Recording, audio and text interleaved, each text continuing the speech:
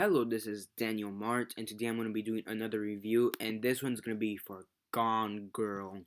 So yeah, I finally got around to watch it, and this movie is based on a book by the same name, Gone Girl, written by Gillian Flynn, I believe is how you say her name.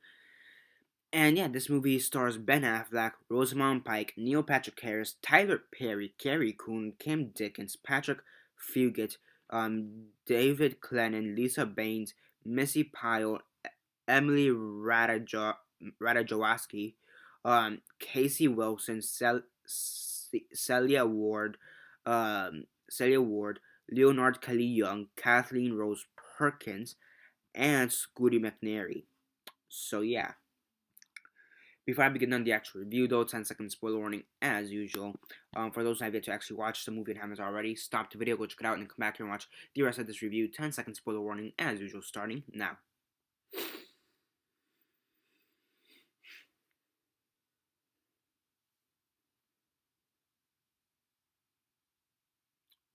Okay, so yeah, 10 seconds are up. So for those who have yet to actually watch the movie and haven't already, please do not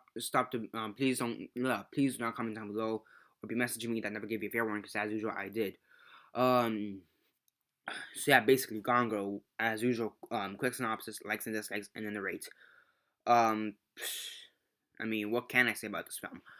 Yeah, basically, Gone Girl, it's based on a book again, as I said before, by Gillian Flynn. And basically, in the movie, and I assume the book, you have this wife you have Nick Dunn, played by Ben Affleck, and you have his wife Amy Dunn, sorry, played by Rosamund Pike, who was Oscar nominated for this. And yeah, I actually wanted to watch this movie way before it was the Oscars, but whatever. So yeah, basically, his wife, Nick's wife, um, disappears under some suspicious circumstances, and now the whole media is looking at Nick Dunn to see if he possibly was involved in the disappearance of his wife, and more specifically, if he killed his wife. So yeah, so that's probably, you have Tyler Perry here, who's his lawyer, which is pretty surprising, which I'll get to in a second. Yeah, you have Rosamund Pike, and she has her own backstory, which is extremely creepy, psychotic, and very well done.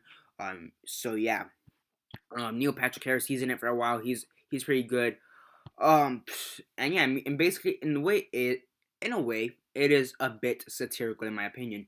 In a sense, it is a bit satirical due to the fact that we only because it only really show because in the movie it shows how everybody looks at the media, looks to the media to see Nick Dunn and how and who he is, and it gives us both sides, how the media portrays Nick Dunn, and how the actual backstory and the behind the scenes stuff. So in a sense, I consider this a satirical film and for example, if this were to be happening in real life, we'd only see so far as to what the media is covering, but we're never gonna be able to see what's happening behind the scenes, and it's kind of like that. The media is either hating or loving depending on the situation. They're either hating and or loving Nick Dunn depending on what the media shows them. Yet Nick Dunn, he's just this normal guy, somewhat normal guy, because he does have his infidelities, which I'll also get to later. And right, he's just a somewhat normal guy, trying to live his life. And he is somewhat of a loving husband, and he's trying to be nice, and then the media comes in and basically force feeds him a bunch of lies, force feeds the whole all of the population, the nation, a bunch of lies, in his opinion. And yeah, and then you have the stuff with Rosamund Pike, which is incredible. Again, I'll get to it. So yeah, basically the acting overall was fantastic in my opinion. Ben Affleck, we all know he was a fantastic actor. Argo, I guess, is one of his best films. I'd have to say, The Town is another great film. Um, Good Will Hunting, I believe. Yeah, I'm pretty sure he's in that film. Yeah. So yeah, I mean, he's a pretty incredible actor, and here I think this is one of his best performances. Since Argo. Actually, I don't even think he's done anything since Argo. Has he? Whatever. But since Argo, this is probably one of his best performances in my opinion. It definitely shows how diverse of an actor he is, because he could be that, because he can play that douchebag guy at times. Then he could play this sympathetic guy, and he is in the movie, he is kind of a lying douchebag at times, and sometimes you don't know if to trust him. Because you don't know if he's saying the truth or a lie. So yeah, another huge surprise was Rosamund Pike. She was a huge surprise. I believe she was in the World's End last year or 2 years ago. That film that was more of a comedic film. Whatever part of the Cornetto trilogy. And honestly, I didn't even know her. Up until now, I just knew she was in a couple movies, but here it really does shine how great of an actress she is, and I really do think she is gonna deserve. I do think she deserves the Oscar nod. Now, would she win? I mean, I don't know because Rosamund Pike she got nominated, but then you have Julianne Moore, who's like, yeah, you have Julianne Moore, and she's a great actress, Julianne Moore. But the Oscars, favor Julianne Moore, I think, more than they would Rosamund Pike because Julianne Moore, they know her more. So yeah, now then again, I didn't see Still Alice, but I heard that was a great film. But I do think I do think that in a sense she will be snubbed of the award because of Julianne Moore and because she is one of the golden children of the Oscars. That's not to say that she's a bad actress. I do like Julianne Moore, but I'm just stating the facts. It's like the stuff with Meryl Streep. That she was in Into the Woods, and that was an okay film from what I heard, and yet she was still nominated for Best Supporting Actress. Same situation. Um, so yeah. So yeah, I mean Rosamund Pike. I do think she does have her competition, but I do think she could be able to win the Oscars. Um, yeah, yeah. So yeah, I mean Tyler Perry, he was a huge surprise because honestly, normally when you see him, he has a huge rig and a dress on, and it's great to see him finally take on a more serious role. And this also does show how much of a diverse actor he is because he could do the somewhat comedic parts, the transgender types, and now he could really take on some serious roles. Carrie Coon, who the hell has heard of her before? This is like a breakout role for her. I know she's in an HBO show, I believe. But aside from that, I don't really think anybody knows her. So again, that's incredible. Carrie Coon, that's another surprise. Neil Patrick Harris, he was okay in the film. I do think his character was, I do think his character had a little bit more left to be desired. And I do think his character was good, but I do think it did have something left to be desired for Neil Patrick Harris. But I do think he portrayed his role very well. So yeah, I mean overall, all the acting was overall great. The writing was pretty much great all around. But when you have the actual author of the book writing parts of the screenplay for you, I mean I do think that makes it all that much better. Now I've never read the book, but I am interested in the book.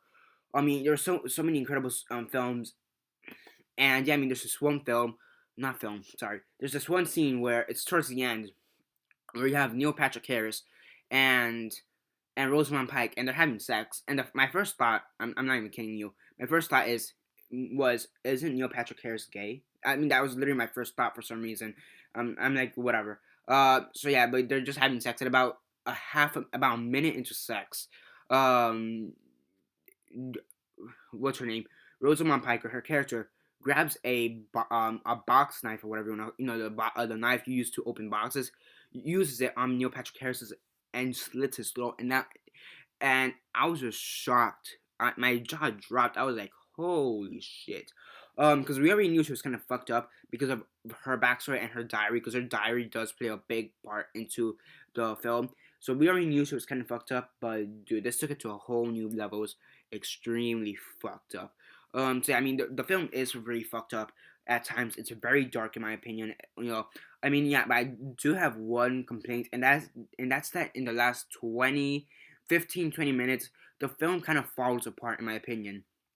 And yeah, and many people, this is the type of ending that you either like or you don't like. It's either the ones that you like or you hate. That type of ending. And I mean, the ending didn't really do it for me. I do think that they would, if they would have ended it maybe 20 minutes before, it would have been a better film. It was a great film, but I do think those last 20-15 minutes kind of weakened it just a little bit because it basically shows because it makes the character Nick Dunn a bit weaker than he already. Makes him seem a little bit weaker. It just makes him seem a little bit weaker because of the situation he is in. I understand the situation, and it's hard to react on that situation, but it just makes him seem a little bit weaker. And we all know he's a somewhat mentally strong character. So yeah, but and I do think that last 15-20 minutes kind of made the character of Nick Dunn a bit mentally a bit more weaker in my opinion. So I mean, overall, it was an incredible film in my opinion. Just really my only problems is the last maybe 15-20 minutes of the film, and maybe Neil Patrick Harris, maybe him, maybe possibly doing better in his role. But aside from that, this was an incredible film. Um, I mean, oh my gosh, that one gore scene, dude. That one gory scene with Neil Patrick Harris and Rosamund Pike, that's gonna be replaying in my head, and not because of the sex, but because some guy just had his throat slit halfway through sex. Maybe a little bit about the sex, but mostly because of a slit throat. Oh my gosh. So yeah, I mean, that character, Rosamund Pike's character, very fucked up. Oh my gosh. Honestly, it's an incredible film. David Fitchner, he's done it again, made another great film in my opinion. Um, I mean, what's not to say? I mean, great writing, great acting, some very fucked up scenes. Aside from the murder halfway through sex scenes, there's actually a few other fucked up scenes. Um, so I mean, again, my only major complaints were maybe were it was the fact that they could have cut it a little bit earlier than they should have. No, a little bit earlier by maybe 15-20 minutes, and also the fact that Neil Patrick Harris, I do think he could have had a bigger role, or he could have had a bigger role in my opinion. But overall, or maybe even a little bit better acted. Overall, it was a pretty great film. On a scale of 1 to 10, 1 being the worst, 10 being the best, and 6 being decent, I'd have to give this an 8.75 out of 9.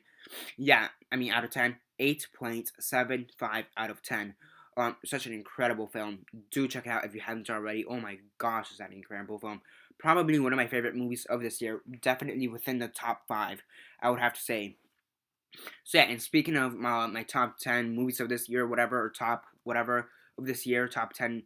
I do think that I am ready to make that my top 10 best and worst list of 2014 movies of 2014. I just need to watch one more movie that I have on DVD, and after that, I am completely done, and I could get to the list.